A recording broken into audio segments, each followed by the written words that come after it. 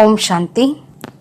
K Surajbhai அவர்களின் தாரணை வகுப்பு மார்ச் 5, 2025.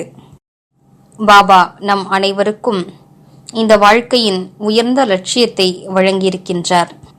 எந்த ஒரு மனிதர் தனது லட்சியத்தை முழுவதுமாக ஏற்றுக்கொள்கிறாரோ, மேலும் அதனை அடைவதற்காக முழுவதுமாக முயற்சி செய்கிறாரோ, அவர் அநேக விதமான வீணான விஷயங்களிலிருந்து விடுபட்டு விடுகிறார். லட்சியத்திற்கேற்றாற் போல மனிதர்களுக்குள் லட்சணங்களும் வர துவங்குகின்றன. லட்சணங்கள் மீது நாம் கவனம் செலுத்த வேண்டும். ஆனால் லட்சியத்தில் இருக்கும் உறுதித்தன்மையானது தானாகவே லட்சணங்களை கொண்டு வந்து விடுகிறது. ஆனால் இதுவும் சத்தியமானதுதான்.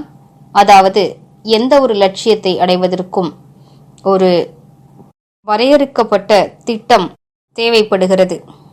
பாபா நமக்கு உயர்ந்த லட்சியத்தை வழங்கியிருக்கிறார்.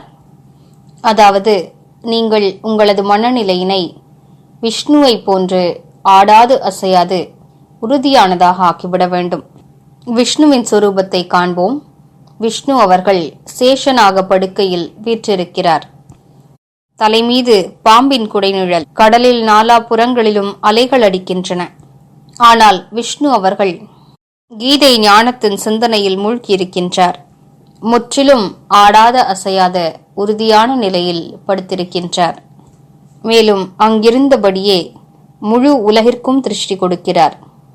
முழு உலகையும் பார்த்து கொண்டிருக்கிறார் மற்றும் பரிபாலனையும் செய்கின்றார்.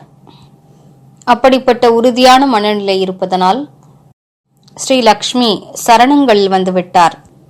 அதாவது அப்படிப்பட்ட உறுதியான மனநிலை கொண்டவரின் சரணங்களில் செல்வமும் சொத்துக்களும் வந்து குவிந்து விடுகின்றன.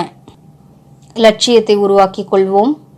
நாமும் நமது மனநிலையை விஷ்ணு அவர்களைப் போன்று ஆடாது அசையாது உறுதியானதாக ஆக்கிக் கொள்ள வேண்டும். 5 விகாரங்களும் நமக்கு குடிநிழலாக ஆகிவிட வேண்டும். இந்த 5 விகாரங்கள் தான் சர்ப்பமாகும். இவற்றை வசப்படுத்தும் போது அவை குடிநிழலாக மாறிவிடும். அதன் மூலம் நாம் இவற்றின் மீது ஓய்வெடுக்க முடியும். கடலில் எத்தனை புயல்கள் இருந்தாலும், அதாவது இந்த வாழ்க்கையில் எத்தனை மாயையுடைய புயல்கள் வந்தாலும், பலவிதமான பிரச்சனைகள் வந்தாலும், நமது மனநிலை உறுதியானதாக இருக்க வேண்டும். அப்படி நாம் முழுவதுமாக முயற்சி செய்ய வேண்டும். அதற்காக ஞானத்தின் விஷயங்களை பயன்படுத்த வேண்டும். பாபாவின் உதவியை நினைவு செய்ய வேண்டும். சமர்ப்பண உணர்வினை நடைமுறைப்படுத்த வேண்டும். பாபாவின் கரம் என் தலை மீது இருக்கிறது. அவர் எப்போதும் எனது குடைநிழலாக இருக்கின்றார்.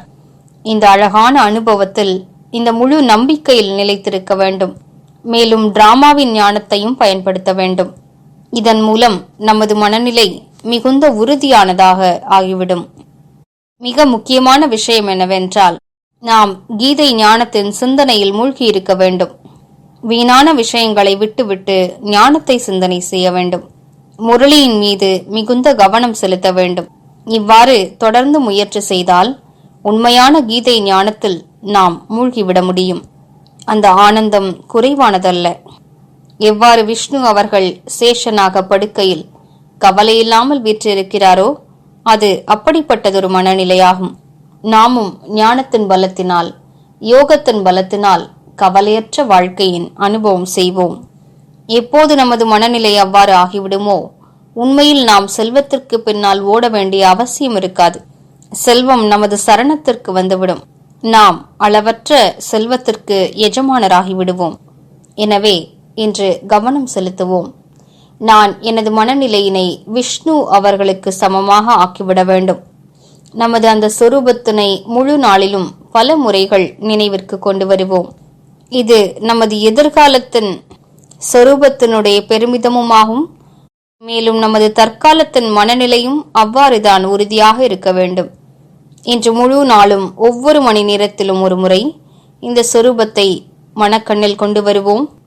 இதுவே எனது உண்மையான மனநிலை என்ற நல்ல தூண்டுதல் பெறுவோம். மேலும் முழு நாளும் ஓர் அழகான பயிற்சியை மேற்கொள்வோம். சுயம் ஞான சூரியன் பரந்தாமத்திலிருந்து கீழிறங்கி வந்து எனது கண்களுக்கு முன்னிலையில் வந்துவிட்டார். எதிரில் இருக்கும் அவரிடமிருந்து சக்திகளின் பல வண்ண கிரணங்கள் என் மீது விழுகின்றன. நான் மாஸ்டர் ஞான சூரியனாக இருக்கிறேன். இந்த பயிற்சியினை முழு நாளும் ஒவ்வொரு மணி நேரத்திலும் 2 முறைகள் செய்வோம். ஓம் சாந்தி. ஓம்